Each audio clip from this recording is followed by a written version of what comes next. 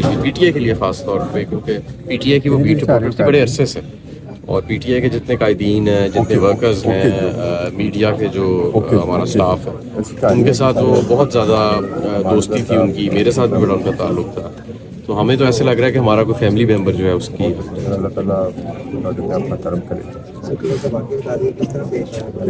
واقعہ میں نے خود اپنی آنکھوں سے تو نہیں دیکھا, لیکن جو مجھے بتایا گیا ہے کہ کیونکہ میں اس وقت کنٹینر کے نچلے حصے میں تھا, کہ وہ جو جی ٹی روڈ پہ ایک ڈیوائیڈر ہے جو دونوں سڑکوں کو, دونوں اطراف کی سڑکوں کو ڈیوائڈ کرتا ہے, وہ 4 فٹ اونچا اور 4 انچ چوڑا ہے.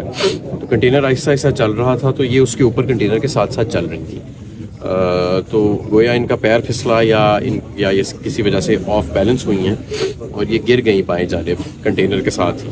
تو جو کنٹینر کا جو پچھلے والا حصہ ہے, جو اس کے پچھلے ٹائرز ہیں, وہ ان کے اوپر سے پھر گزر گئے, جس کی وجہ سے ان کی فوری طور پہ موت ہو گئی.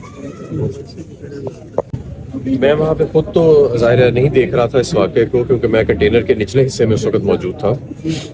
لیکن جو مجھے بتایا گیا ہے کہ یہ صدف کنٹینر کے ساتھ ساتھ واک کر رہی تھیں.